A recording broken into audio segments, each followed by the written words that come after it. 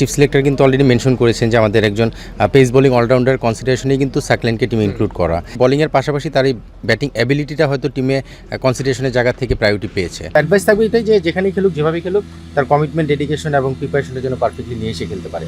এই যে একটা সিদ্ধান্ত নিল টিম ম্যানেজমেন্ট, তাদেরকেও রেস্ট দিয়ে এই দুজন ইনফর্ম বোলারকে নিয়েছে, এটা কতটুকু সাহসী সিদ্ধান্ত? আমার কাছে মনে হয় এটা সময়ের দাবি। বিকজ আপনি দেখবেন এর আগে হয়তো সিলেক্টররা এটা চিন্তা করেনি, বিকজ ওয়ার্ল্ড কাপ ছিল, টি-20 ওয়ার্ল্ড কাপ, স্বাভাবিকভাবে খুব বেশি এক্সপেরিমেন্টের চিন্তা করতে পারিনি। বাট এখন কিন্তু টি-20 ওয়ার্ল্ড কাপের জন্য আমাদের হাতে 2 বছর প্রায় সময় রয়েছে।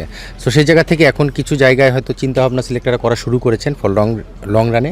তো সেখান থেকে যারা পারফর্ম করছে এবং যারা রেডি স্টেজে আছে তাদেরকে নিয়ে চিন্তা করছে। এবং স্পেশালি আমি যদি বলি, বোলিং ডিপার্টমেন্টে কিন্তু এই ধরনের চিন্তা করা যায়। বিকজ বলাররা সাধারণত যখন ফর্মে থাকে বা রিদমে থাকে তখন বলারদেরকে স্বাভাবিকভাবে যে কোনো সময় কিন্তু ইন্ট্রোডিউস করা যায় ইন্টারন্যাশনাল লেভেলে। সেই জায়গাতে হয়তো সিলেক্টররা চিন্তা করেছেন এবং আমার মনে হয় যে এটা একটা রাইট সিদ্ধান্ত। আমার জায়গা থেকে যদি আমি বলি, অ্যাজ এ কোচ বলেন, ফর্মার সিলেক্টর বলেন, সেই জায়গা থেকে আমার মনে হয় খুব ভালো একটা মুভ। নিশ্চিতভাবেই আমাদের সিলেকশন প্যানেলকে আমি এটার জন্য সাধুবাদ দিতে চাই। পাশাপাশি আমাদের ক্রিকেট বোর্ডও এটা অ্যাপ্রিসিয়েট করেছে। বিকজ ক্রিকেট বোর্ডের ক্লিয়ারেন্স লাগে, প্রেসিডেন্টের ক্লিয়ারেন্সও লাগে, অ্যাট দ্য এন্ডে সবার লাস্টে তার সাইনটা লাগে। সো আমার কাছে মনে হয় যে ভালো একটা সিদ্ধান্ত, যেটা আমরা পজিটিভলি দেখছি।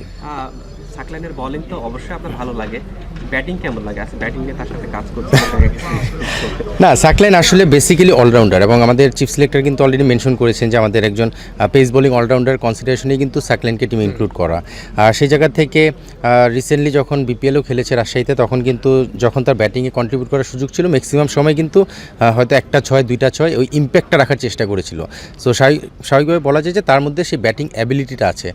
সেখান থেকে বোলিংয়ের পাশাপাশি তার এই ব্যাটিং অ্যাবিলিটিটা হয়তো টিমে কনসিডারেশনের জায়গা থেকে প্রায়োরিটি পেয়েছে।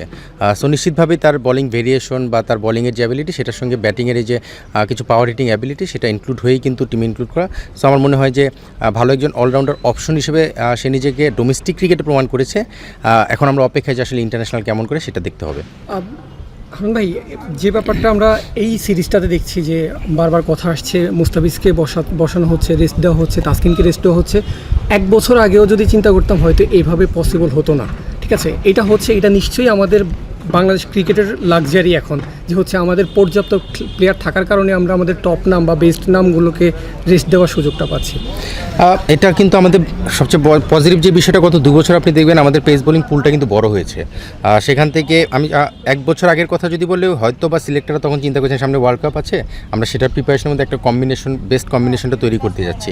সেখান থেকে হয়তো সেভাবে চিন্তা করিনি। বাট এখন কিন্তু রিসেন্টলি জাস্ট কিছুদিন আগে টি-20 ওয়ার্ল্ড কাপটা শেষ হয়েছে।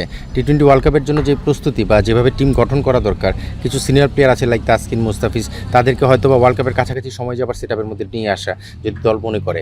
তো সেখান থেকে এখন এই আর্লি স্টেজে হয়তো এই ধরনের কিছু মুভ করা যেতেই পারে। সেই জায়গা থেকে সিলেক্টর হয়তো চিন্তা করেছেন যে এই চান্সে তাদেরকে দেখাও হয়ে যাবে যে তারা আসলে ইন্টারন্যাশনালের জন্য কীভাবে প্রস্তুত হচ্ছেন বা কতটুকু ক্যাপাবল।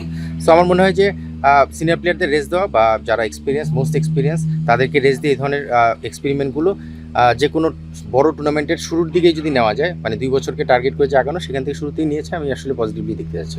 এবার আপনি একদম কোচ হানান সরকারের কাছ থেকে জানতে চাই, অনেক টিমের সাথে আপনি কাজ করেছেন, এই শুধু যদি স্পেসিফিক এই গতকালকের ঘটনাটার কথা বলি, আপনার 2026-এ আপনার সাথে কাজ করা সবচেয়ে বেশি 2জন ক্রিকেটার ন্যাশনাল টিমে ডাক পেয়েছে, কোচ হিসাবে অনুভূতিটা কেমন যখন দেখেন? না, সেটা তো আসলে ভালো লাগে, কারণ আমাদের দেশে বেসিক্যালি যখন যে কোনো প্লেয়ারই দলে চান্স পায়, সেটা ক্রেডিট আসলে সব কোচেরই পাওয়ার যোগ্যতা রাখেন। কারণ সাকলাইন কিন্তু কিছুদিন আগেই ঢাকা প্রিমিয়ার লিগে গাজীর হয়ে খেলেছেন, সেখানে উজ্জ্বল ভাই ছিলেন, উজ্জ্বল ভাইকেও ক্রেডিট দিতে হবে। এবছর হয়তো বিপিএল আমার সঙ্গে খেলেছে, বিসিএল হয়তো আমার সঙ্গে আছে, নিশ্চিতভাবে লাস্ট ক্যাম্পে আমাদের সালাউদ্দিন ভাই, আশরাফুল, সোহেল ভাই তাদের সঙ্গে ছিলেন, বিদেশি কোচরাও ছিল। সো সব কোচরাই কিন্তু তাদের সঙ্গে কাজ করছেন। সো ক্রেডিট আসলে সবারই রয়েছে। বাট ভালো লাগার যে বিষয়টা, যেই পারফরমেন্সের কারণে আজকে দলে চান্স পেয়েছেন, সেই পারফরমেন্সটার সঙ্গে আমি খুব অতপ্রতভাবে জড়িত ছিলাম, যেহেতু বিপিএলের পারফরমেন্সটা এখানে কাউন্ট করা হয়েছে। সো অবশ্যই তো ভালো লাগা কাজ করে, কারণ যার সঙ্গে রিসেন্টলি কাজ করেছি সেই টুর্নামেন্টের পারফরমেন্সে তাকে সিলেক্টররা চিন্তাভাবনা করেছেন। সো আলাদা একটা ইমোশন কাজ করে এবং নিজের কাজের প্রতি আমার মনে হয় যে আরও ইন্সপিরেশন চলে আসে যে ভালো করতে হবে। অবশ্যই তাই। তাদের প্রতি আপনার বার্তাটা কি থাকবে অ্যাজ এ সিনিয়র বড় ভাই, অ্যাজ এ কোচ?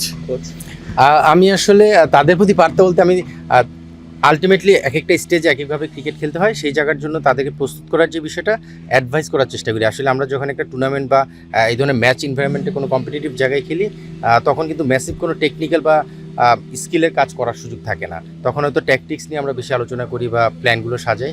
তো নিশ্চিতভাবেই যেহেতু ন্যাশনাল টিমে খেলতে যাচ্ছেন, সেখানের ন্যাশনাল যারা প্যানেলে রয়েছেন, কোচিং প্যানেল, তারা তো তাদের প্ল্যানটা দিবেন, সেখানে কি করলে বা কীভাবে এগিয়ে যাওয়ার সাকসেস পাওয়া যায় সেই বিষয়ে কিছু অ্যাডভাইস করার চেষ্টা করছি। বাকিটা ন্যাশনাল টিমের সেট আপে যে নিশ্চিতভাবেই তাকে গাইড করবেন। সো অ্যাডভাইস থাকবে এটাই যে যেখানেই খেলুক, যেভাবেই খেলুক, তার কমিটমেন্ট, ডেডিকেশন এবং প্রিপারেশনের জন্য পারফেক্টলি নিয়ে এসে খেলতে পারে।